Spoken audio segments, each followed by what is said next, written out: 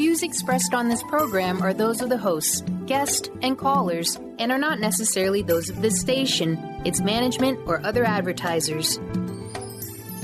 You're listening to Transformation Talk Radio.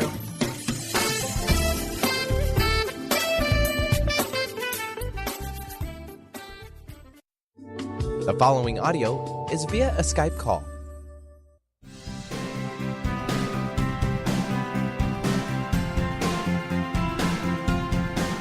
Welcome to the hit show Raging Skillet Radio, Mouthing Off with Chef Rossi. Each show, Rossi, a.k.a. Chef Rossi, and author of the hit memoir, The Raging Skillet, mouths off about different subjects in the pursuit of breaking down walls and opening up our minds. Look out.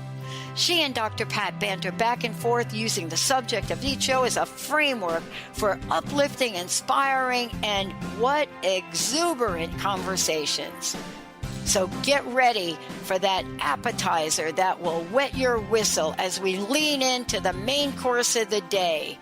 Issues, conversations, things that are heavy on your minds, but lightening up your heart.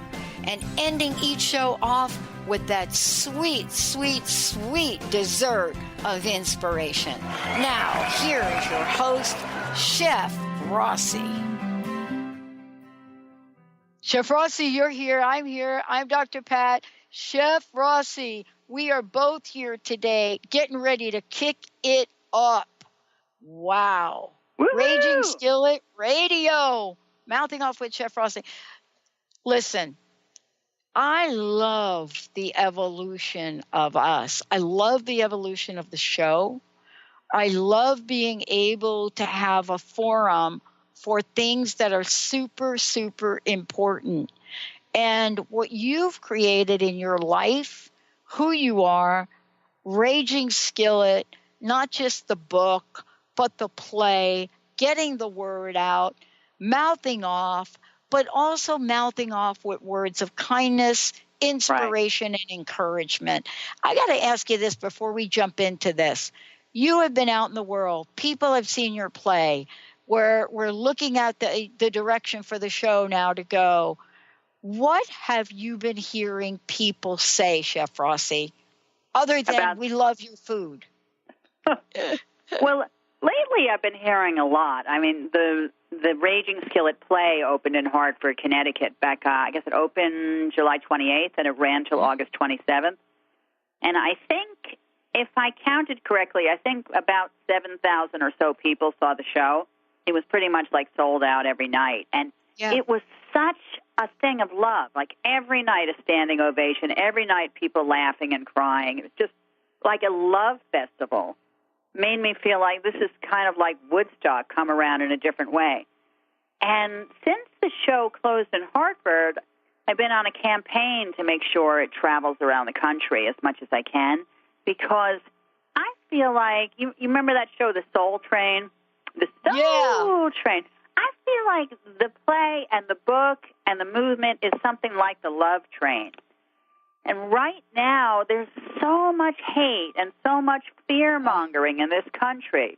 I mean, like, I did not think I would see Nazis walking boldly with their signs and their chanting, in 2017. I didn't think I'd see it in my lifetime. And we've got enormous fear-mongering and hate-mongering and racism and homophobia. I mean, a movement of hate like I don't think this country's seen since the 40s and 50s. So the only way to really combat that is with massive doses of love. And so if I can be part of a movement that feels like the love train, bring it on. Yeah, and I want to be really clear about this because you and I are really going to kick it up here.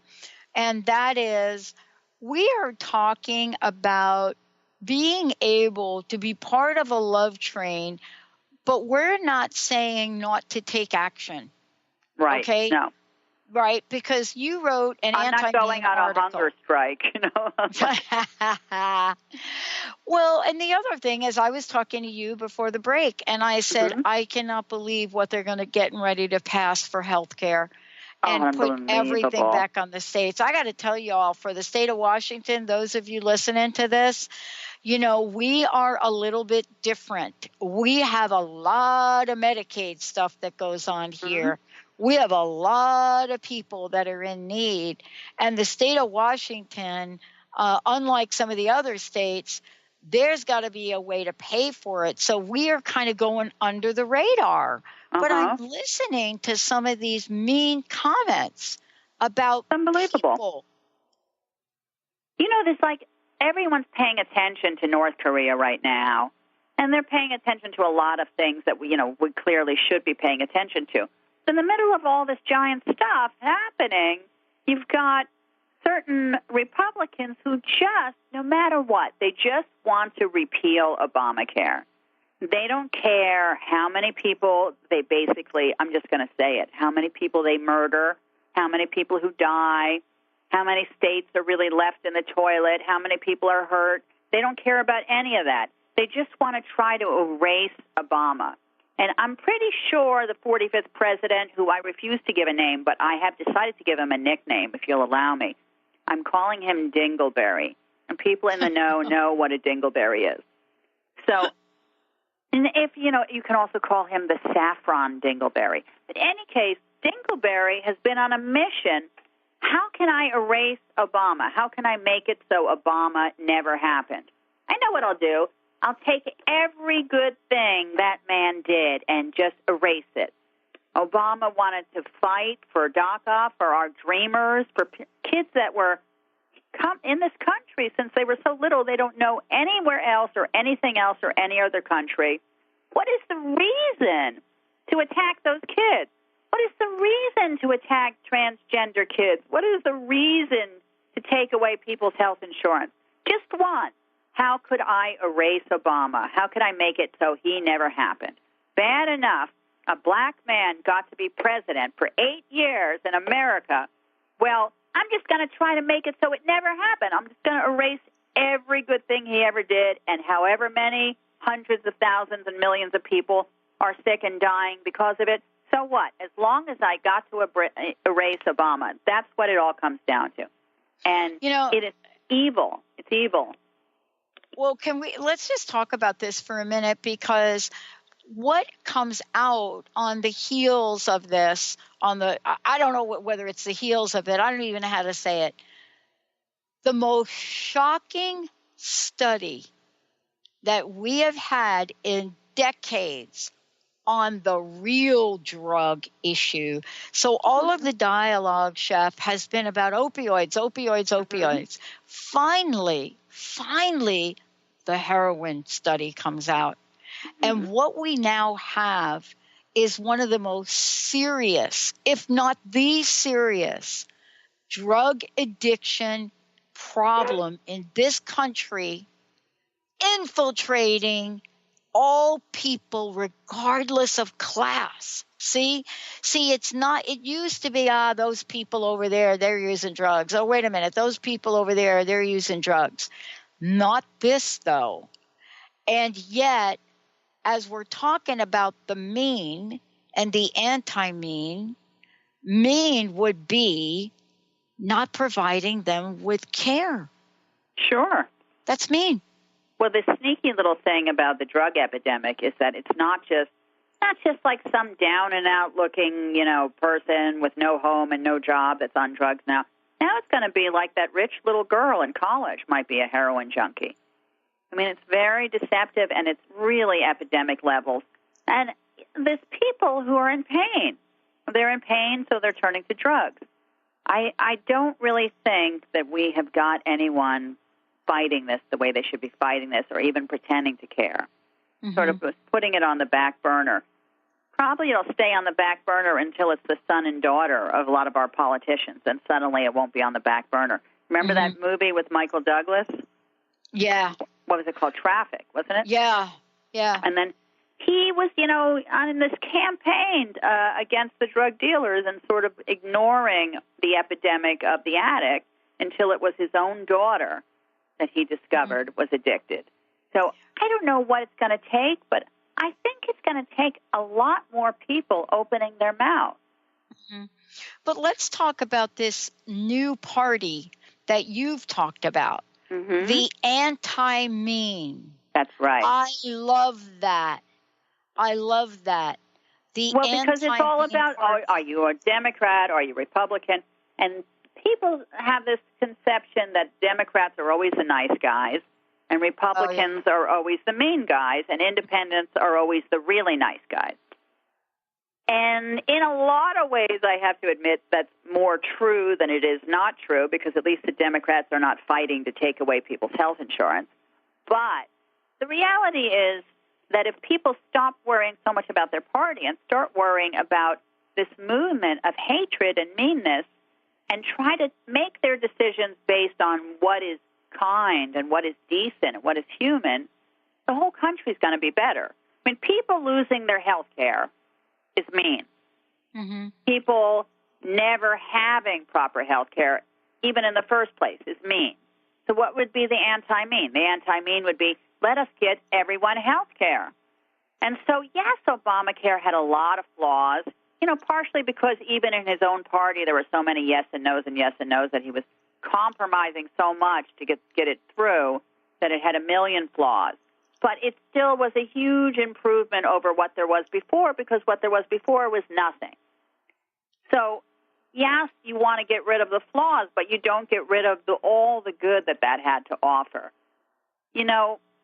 I've also noticed an enormous wave of sexism in this country. Racism, sexism, homophobia. And it's like, I don't recall feeling that level maybe in the 60s when we needed the 60s to fight against it. But, it hasn't been in decades that we've seen the level that we've seen right now. Yeah. This is why you're writing what you're writing and doing the shows you're doing. This is time to change the world. The question is, how do we reverse the tide of hate that has been infecting America? And I think I shared the story with you that, Linda was driving down to the ShopRite a couple of weeks ago, and all of a sudden outside a church, she saw people with KKK masks and people with signs of hate, and she was shocked in central West New Jersey. And I think the time for being shocked is over. It is the time to change now. That's right. You know what? I think people are drawing the parallels a lot, and I have to say I am too, about some of what happened on the uprise of Hitler. So we all know what Hitler, when he got into power, he went and massacred and murdered and, millions and millions of people, not just my people, the Jews, but lots of other people. But what I'm more interested in talking about was his rise. Because when he was first starting to come to power, people didn't take him so seriously. He was so underqualified, and he was sort of odd, and I think some people thought he was funny, But then he started to lasso the depression. There were so many people in Germany at the time who were poor. They'd lost World War I. They were having all sorts of depression and all kinds of issues. And he started to lasso that, figured out the way to make them feel better and get them under him was to give them a scapegoat, to give them someone to feel better than. So he started kind of championing German pride and blonde hair and blue eyes, and you're better than the Jews, you're better than anyone who's disabled, who's retarded, who's mentally ill, who's mentally challenged. I should say, I can't say retarded anymore, I'm sorry. But he lassoed that and gave them someone to feel better than. And that's what's happening now. Dingleberry is taking all the people, all the coal miners who are out of work, all the people who are losing their homes and their jobs and having depression and having a lack of money and a lack of self-esteem, and telling them, you are better than the immigrants. The immigrants are the reason for your problem. Well, first of all, the immigrants are not any reason for their problem, and if they do have a job, it's certainly not coal mining, so it's certainly not the reason for their problem. But he's got them thinking that immigrants and Mexicans are the reason for their problem. He's got people thinking that transgenders in the military will cost a fortune. Never mind the fact that the cost would be a small fraction of how much the military is spending on Viagra. So basically, it's okay to spend, I don't know what it was, $50 or $60 million on Viagra, but it's not okay to spend $5 or $6 million on transgender health care.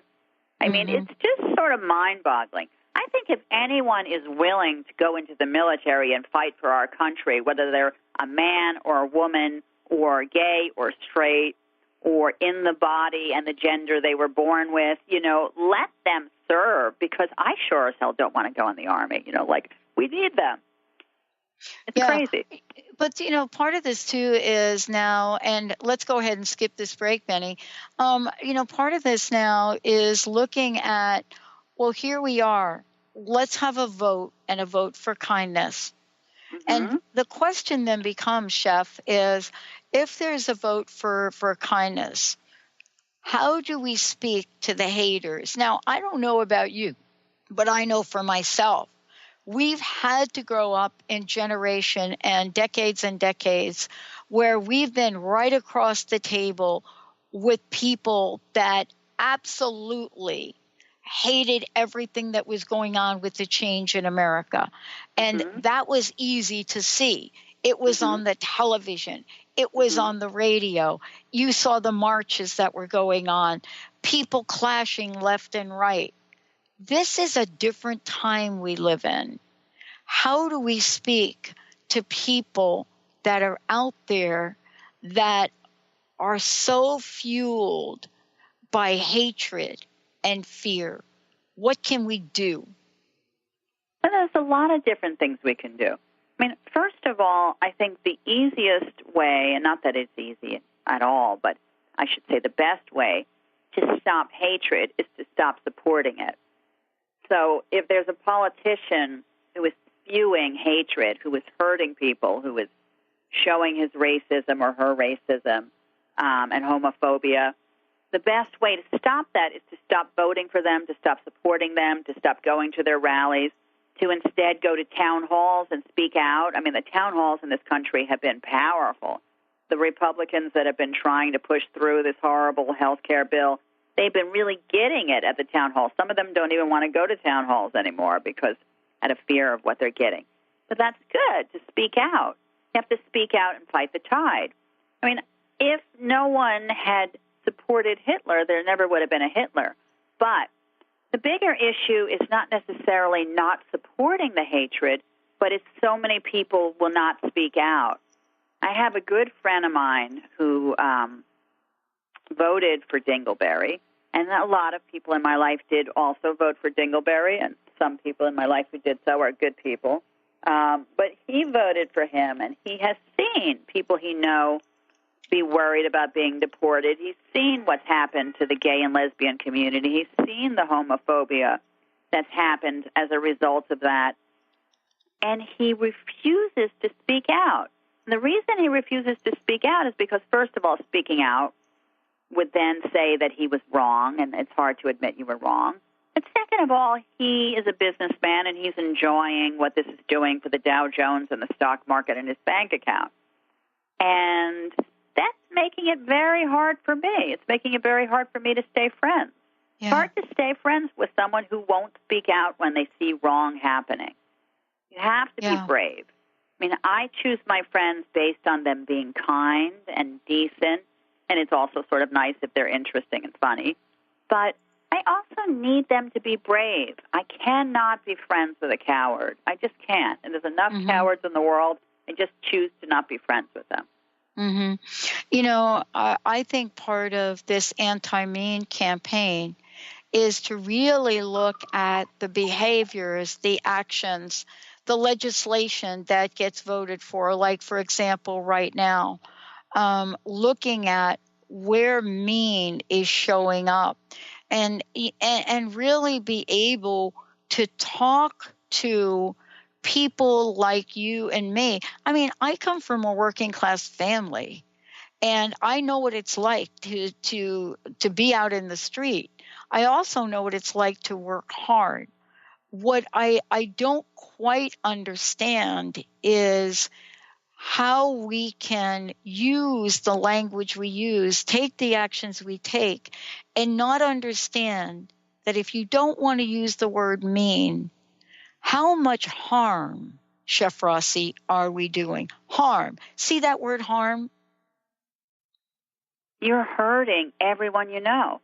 Look, even if you're someone who seems to have benefited from the decisions that you're watching on the news, even if you are someone who seems to have benefited, even if your bank account is higher because you've invested in the stock market, and the stock market loves it when you get rid of all regulations.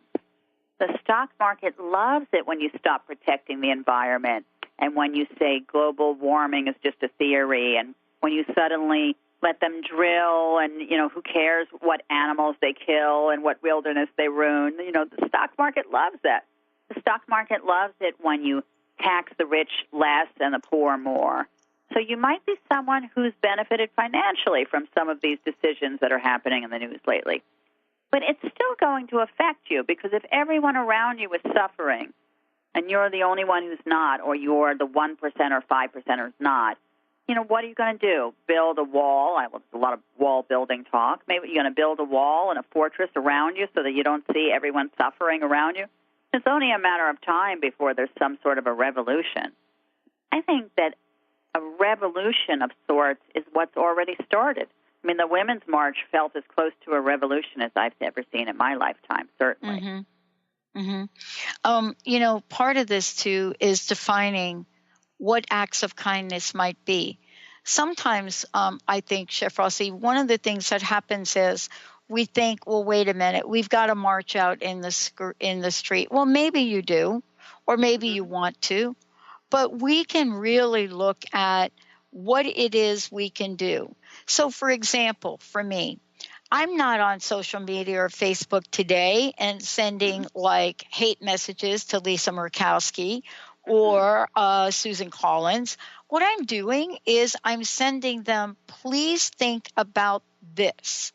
Right. And so, for example, for Lisa Murkowski up in Alaska, I am sending her, did you know what the heroin addiction rate is in the state you live in, and you all in Alaska having one of the highest overdose dying rates in the country? Now, those are not nice things to say, but sometimes don't we have to share information, even if it's not pleasant? I think one of the kindest things you can do is to say out loud, this is wrong. This is wrong. This ugly thing is happening. We're not going to keep our eyes closed and our mouths shut. To say it out loud. I mean, I don't think I've been flapping my mouth as much as I have been since January. I mean, my God, sometimes I just have to take a few days break because I feel myself bubbling over with all sorts of illness. But I like to speak out loud, to open my mouth either on my computer, on the Huffington Post, on my blog, on Facebook, on Twitter, on all those forums, but also talking to people and say when something's wrong. Now, it's easy to say when something's wrong when you're around like-minded people. But when you're around people that are not like-minded, it's harder and it's braver. And it may not be something that they like to hear. But it has to be said because people have to hear it. I had a group of people, we all got together for drinks. We were celebrating one night after the play. And everyone in the group was like-minded except for one person, and that one person had voted for Dingleberry. So everyone assumed that he had not because they thought we were all like-minded, but they were very surprised to find out they were wrong. And I guess it would have been easy just to stop the conversation and change it to talking about the weather, and no one wants to ruffle any feathers. But it was all the more reason to have the conversation. But instead of getting into a fight with him, we all took time to tell him why we felt the way we felt. And a very good friend of mine tried to explain to him how it felt to her, how his vote felt to her. And she said, you have to understand, for me, for us, it feels like you voted for Adolf Hitler, which is the closest that you can say. And that's how I feel, too. People who voted for Dingleberry, maybe I can forgive them for their vote because he was speaking out to people who were impoverished. He was speaking out to people who were jobless. He was going to areas that no one had gone to. And people were like, at least he seems to care about us. I could have told them that I don't think he cares about anyone but themselves, but I understand why they did it. But now they've been watching everything that's happened since then, how he systematically tries to take money away from the arts, from Meals on Wheels, take people's health care away, constantly trying to ban immigrants, and on and on. The list is endless of all the terrible, mean things he does.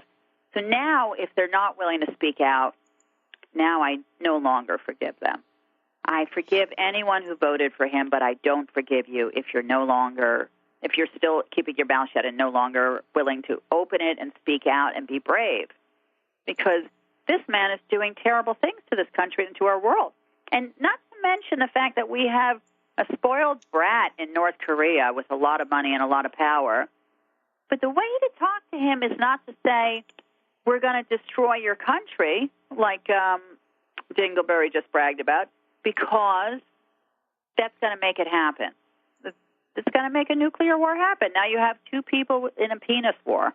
It's going to happen. And what will happen is Mr. North Korea will just go hiding in his bunker. I'm sure he's got an anti-nuke bunker. He knows it's coming. And millions of innocent people will be killed.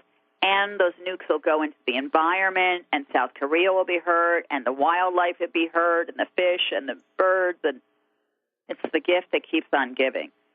So what we need is not two spoiled rich kids duking it out. We need someone with a heart trying to talk this into some sense and trying to get to some diplomacy. Yeah, I mean, one of the things that I think we have forgotten about is that there is the art of negotiation and the art of communication. And when we think about what it is that will get people on all sides, not just both, there are more than two sides, all sides of the table, to sit down and have a conversation, then are we able to make a forward movement to find common ground? We're so interested in differences. We're going to take a short break. When we come back, we're going to talk about the winner. You know, there's that ABBA song, The Winner Takes It All or something. The winner takes it all. That's that ABBA song. When we come back, who do you think the winner is? Chef Rossi, I'm Dr. Pat. You're listening to Raging Skillet Radio. Mouthing off, Chef Rossi.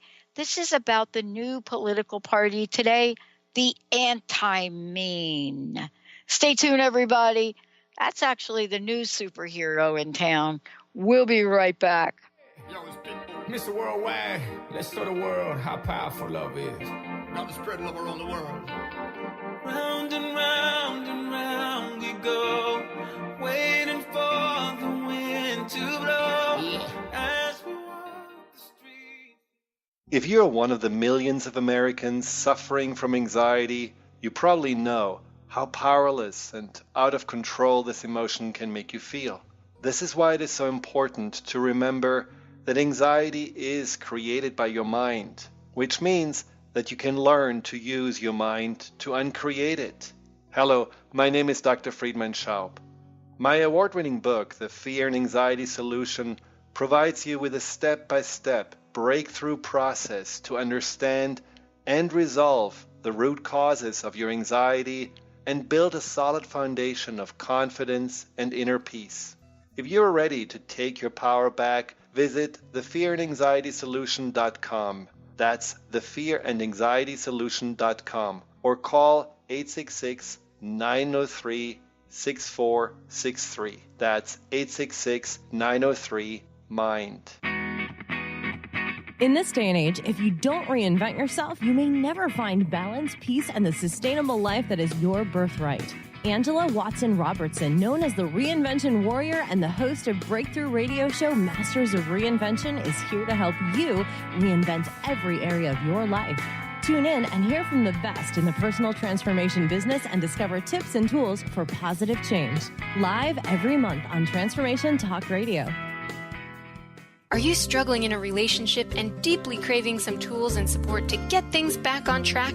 Do you crave having a loving, compassionate relationship with Mr. Right, but always seem to pick Mr. Wrong? Well, Sarah Luce can help. She's created a 4-week online course starting September 28th that will teach you how to shift your energy and behavior to have new transformative outcomes.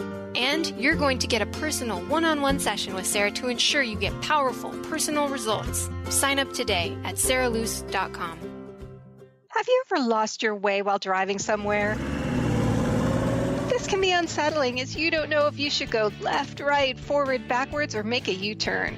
Hi, I'm Eve from Elite Tarot, host of the weekly show Mainstream Metaphysics Radio, where we harness the power of the universe for happier living. As an intuitive coach and professional tarot card reader, I work with clients worldwide on helping them get back on their natural road of living their life with joy. Next time you feel off track, tap into your inner child's sense of joy and write down on paper the non-negotiable qualities that you're needing in career or love, but without limiting specifics. With your list, you know where to place your energy going forward and where not to. You're always best served when your inner child is at the navigation controls. However, don't worry, you still have the keys to the car. If you would like to schedule a personal navigation session with me, please visit my website at elitetarot.com. That's ELITETAROT.com. I played all my cards, and that's what you've done too. Nothing more to say, no more race to play. The winner takes it all,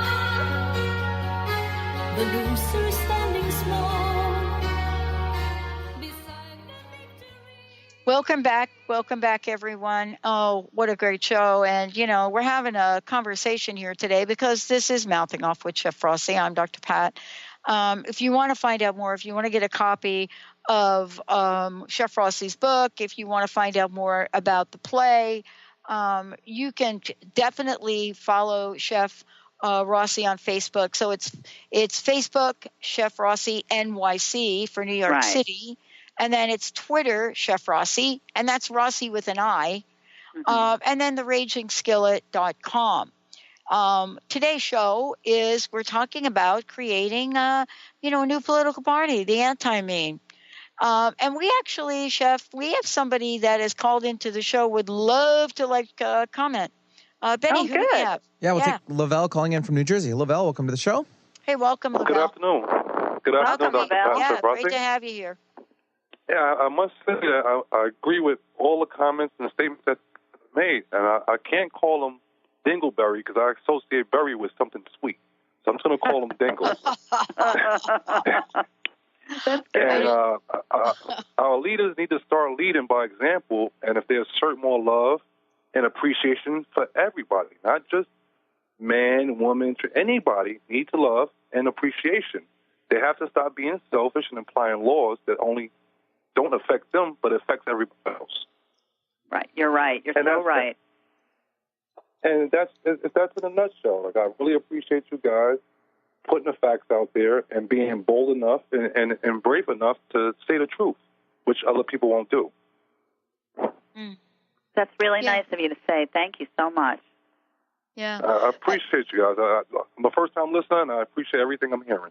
Okay? I really think it's great. I want to ask you this question before you go. We're talking about the anti-meme, which is the new political party. What do you think some actions are that people can take so that we can reverse this streak of meanness going on? I think personally we have to start caring, showing a lot more love. Stop supporting the meme, start supporting love and appreciation for the next human being. Because if we categorize everybody, then there's always going to be a little slice of mean somewhere. But if we stop categorizing and looking at everybody with equality and treating everybody equal, then we tend to narrow that meanness away, and we stop supporting it, and we put love, we'll be better off. He's right. Yeah, you're very right. Yeah. I mean, I was just reading I was just looking at Susan Collins, and Senator Susan Collins, and what an advocate she is for mental illness, right? And so I just sent her a tweet about, what the Kaiser report that just put out about what will happen if this bill passes, what will happen to Medicaid. And I think part of this is us general real folks, right? I think we got to educate our folks, because as being an advocate for mental illness, one of the things folks don't get is that unless you're like a really wealthy person and you're working for a company that's going to pay for therapy, it's Medicaid. Anybody with addiction, alcoholism, dual diagnosis, it's Medicaid. I don't think our folks know that. I don't know. What do y'all think? I think you're right. I think you're right. I have to agree with you. And a lot of times, and I don't want to take up too much time on the airways. I know you have a lot of calls, but I think personally they don't understand the severity of this because it doesn't hit home. Right. It's like until it lands on your own front yard, you're not going to feel it. I go back to that Michael Douglas movie again, Traffic. Like he was completely shut off to that until it was his own daughter. I remember I had a friend of mine a while ago, and it was an interesting thing to watch, a sad but interesting thing to watch. I hadn't realized that he was a very successful businessman, and I hadn't realized that he had a mental illness because through his job, he had health care. And so he was able to stay medicated, and nobody knew that he had a mental illness. And so he lost his job, and he was only able to keep his health insurance for, I think, about 6 months. And then he lost his health insurance and couldn't find another job. And when he lost his health insurance, he had to stop taking his medication. And about 8 months after he lost his job, he started to behave in a way that was shocking and clearly in a mentally ill way, really erratic and really out of control. And he could no longer be a person who took part in society in a normal sort of a way, in an acceptable sort of a way. And this guy was completely healable and curable in every way just by being medicated. But when he lost his job and lost his health insurance, suddenly everything else was going too. He was losing his home. He was losing his friends. I didn't even understand that it was mental illness that was causing him to behave the way he was. And it was just so sad. I mean, this country should not let anyone lose their health insurance, should not let any mentally ill person not have access to the medication and therapy that they need. So many mentally ill people can have a completely healthy, happy, joyful, fulfilled life if they have health insurance and health care. It's unbelievable. Yeah, and I think that that's why we're doing the show and have this conversation, because, you know, while you may sit there and start fuming and feel like you just don't know what to do or how to do it, I think what we're talking about, and Chef Rossi, what you're bringing to the table here, like for so many, is that we can do something different, even in the face of what we see on television. But before I said we have a winner, and you talk about who the winner is. How do you define the winner? Well, I think when you're dealing with a whirlwind of fear and hate and racism and everything that's happening right now, there's not going to be a winner. There's going to be who is the least hurt person. I think the winner is really going to be the person who can look in the mirror and know that they're doing something about it.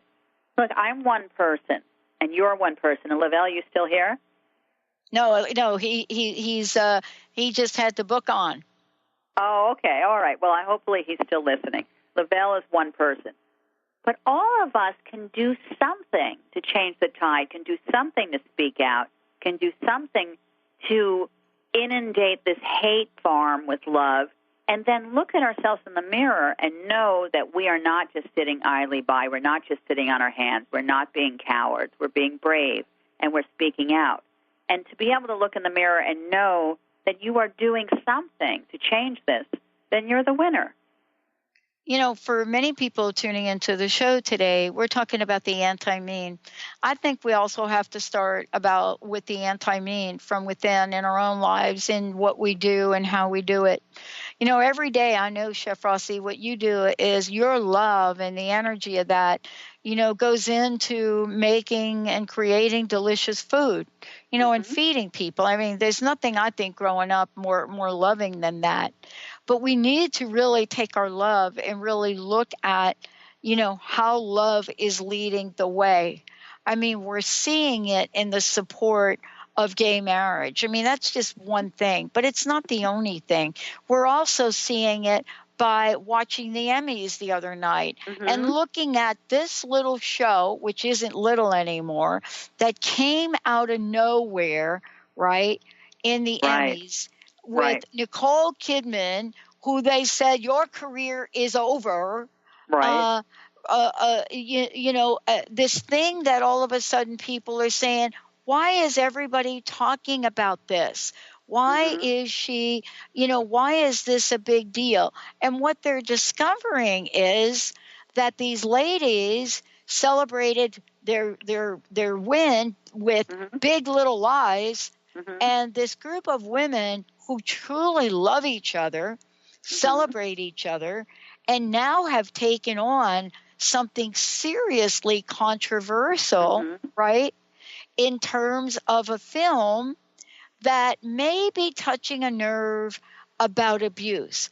Now, let's talk about this, because in the face of the anti-mean, we have a situation now, Chef, that people don't get.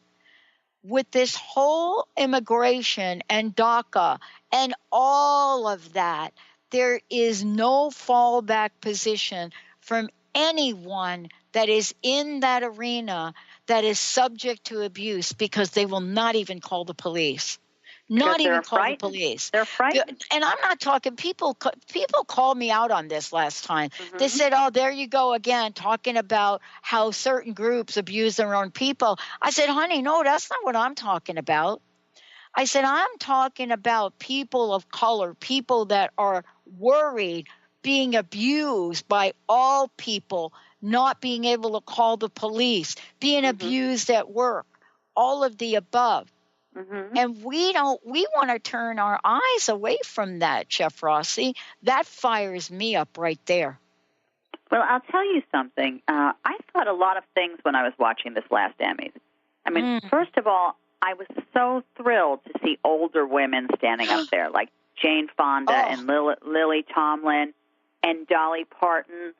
To see these women over the age of 60, actually in Jane Fonda is about to turn 80. I'm not sure how old Dolly and Lily are, but to see them up there still working. And is her name Ann Dowd, who won supporting for Handmaid's Tale? Oh. She's also amazing, over 60. And just to see women in Hollywood up there over the age of 40, Reese Witherspoon, she's, I guess, in her 40s. Nicole Kidman, she's in her 40s. Laura Dern. All of these women, to see them working makes me so happy, because Hollywood is pretty much like you turn 40 and it's like you basically are stuck maybe getting a job as the grandmother, but otherwise your career is over. To see them up there was so empowering. But also, Big Little Lies was so powerful in so many ways, and Nicole Kidman was unbelievable. And it really, really took domestic abuse right there and shoved it right in your face and showed you what it looked like and how ugly and deceptive it is in a way that I've rarely seen. And The Handmaid's Tale, The Handmaid's Tale is chilling and terrifying. Have you been watching it? Oh, it's chilling. I have to be at my best spiritual, mental, body, mind, spirit to watch that thing, because it's too close to reality for me. Oh, my God. It's terrifying. And it's terrifying because when I watch it, I feel like the first movie, the original movie I saw, it seemed like science fiction. But now it feels like what's actually happening in our world. Like there are actually men who would love to have The Handmaid's Tale be like that, women being delegated to being their sex slaves. And it's terrifying.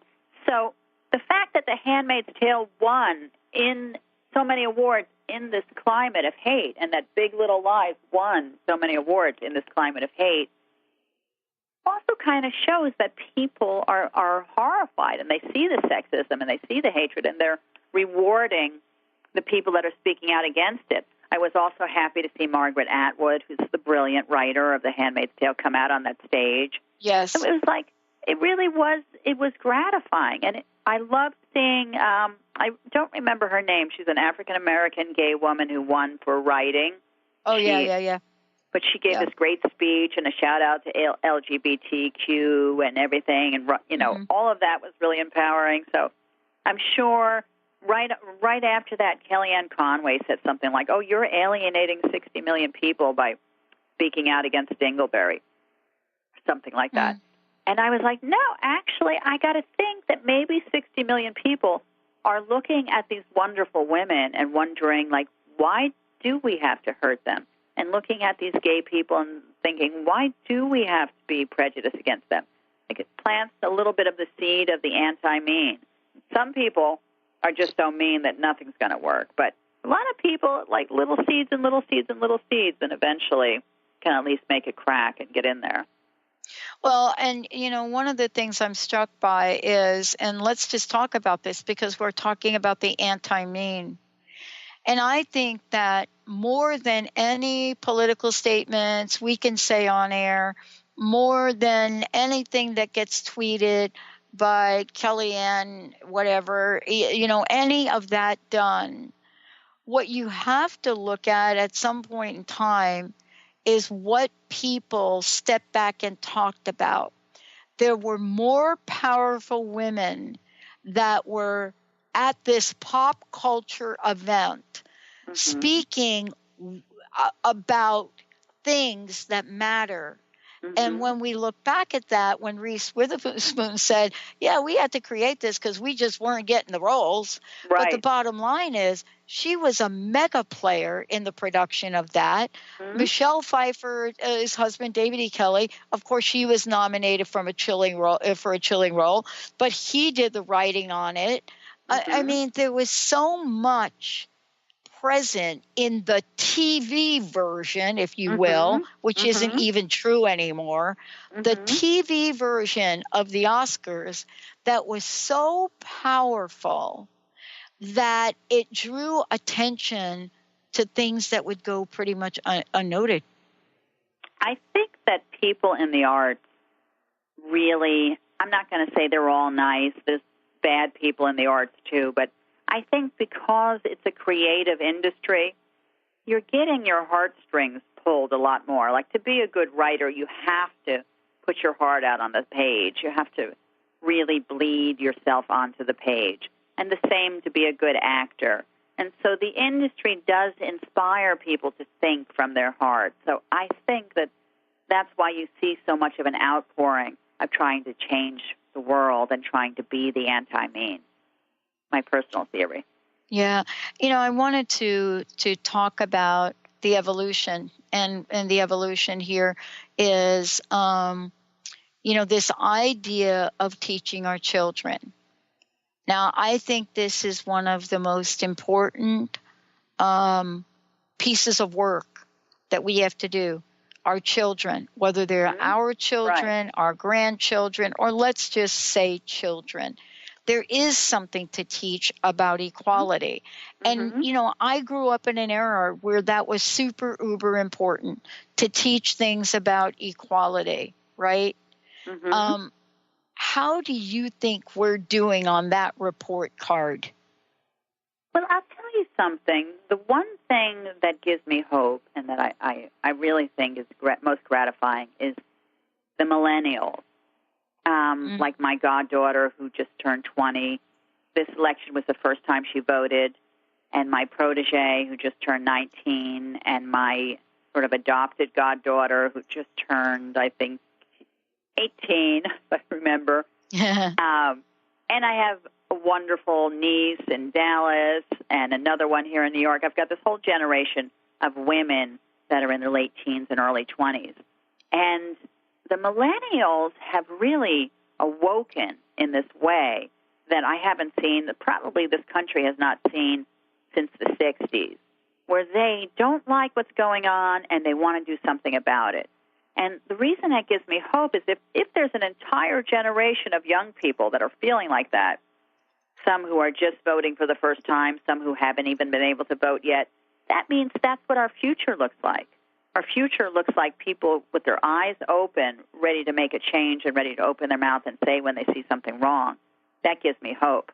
Unfortunately, the millennials are not in office right now. So I don't want to have to wait 30 or 40 years or 20 or 30 years for good things to happen. We can't wait for the millennials to all take office. We have to change the world now. But it is very encouraging. Yeah. You and I mean, we get to interact and be with a lot of people. You're out in the public 24/7. Mm-hmm. And, you're also come across people of all ages, all sizes, all of it. Mm-hmm. And, I want to ask you about the anti-hate, right? Mm-hmm. The winner really is love. Mm-hmm. Where do we start to make sure that the parents of the children that we know, right? We know the children. I know the children. Right. But how do we get to the parents to make sure that as parents and grandparents, we understand how our behavior and action maybe be being picked up by a Facebook tweet or maybe be overheard in a restaurant? But the reality is I don't believe, with the exception of maybe a sociopath, but I don't believe people are born mean or born evil. I think that is created.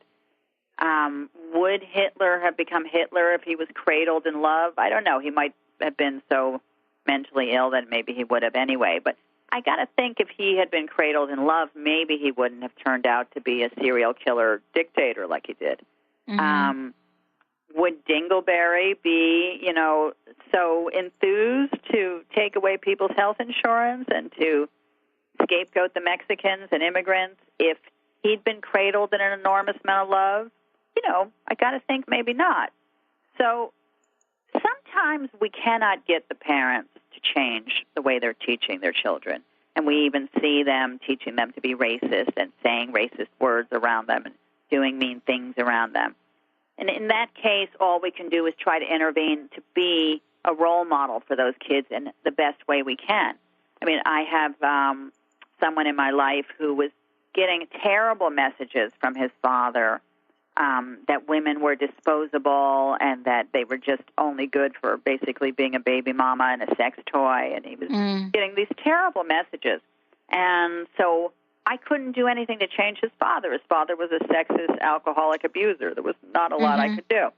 But what I could do was to take him every summer for a week and try to deprogram him, try to just show him how great a woman role model could be, how to respect women. And I don't know. Now he's now in his 30s, and he has a wife and a daughter, and he's turned into a pretty great guy, almost a feminist. So if I had anything to do with that, which I kind of think I did, that's a really proud achievement for me. So I couldn't change who his parents were, but I could try to be a role model to show him what something else might look like. Mm-hmm. Wow. Chef, I think that every day I hope to get wiser in the world. I hope to be able to find ways to go deeper into my own existence, as well as understand, the many facets of humanity. I really do strive for that. Some days I do better than others. And I want to ask you this question. Sure.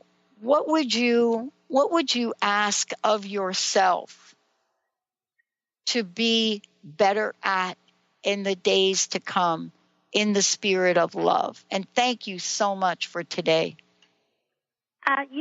Because today is a very special day for me. It's September 19th, which is the anniversary of my mother passing away. And tomorrow night is Rosh Hashanah, which is the beginning of the Jewish New Year. Big day. It's a big day. And in our religion, it's called the Days of Awe. So it's like the books of judgment kind of open on Rosh Hashanah, and then they close when Yom Kippur ends a week later. So we have this time to atone. And every year I take it very seriously. I have to admit I don't go to the synagogue, what I call shul. often, but I do go during this time, and I do actually really try to atone, like how Catholics might have confession. We have a week of confession. And what I found was that it was hard to forgive people. That was one of the hardest things for me to do. But what was a lot harder was to forgive myself. And I think I'm still working on a couple of crappy things I did when I was like 8 years old. You know, I mean, it's crazy. I beat up a little boy when I was 8 years old for no reason whatsoever. And to this day, I'm looking for him to apologize, except I don't know his last name. Yeah. But so I think forgiving others and forgiving ourselves is something that I personally need to work on, but it's also how I choose to honor my mother and how I choose to honor Rosh Hashanah and Yom Kippur. When my mother would see bad things happening, wars and crime and pain and abuse, she would say, has mankind learned nothing? Because she lost family in the Holocaust, and she couldn't believe all these years later these ugly things were still happening. Well, you know, Chef, there's so very much that we are going to bring forward. Chef Rossi, everybody. You've been listening to Raging Skillet Radio, mouthing off with Chef Rossi. Tune in on Transformation Talk Radio, and if you have missed any part of this, check it out at raging-skillet.com or transformationtalkradio.com. Say hi to Chef Rossi, let her know what's on your mind, and we will bring it to the next show. Visit raging-skillet.com, and don't forget to get your own copy of the hit memoir, The Raging Skillet by Chef Rossi. See you next time.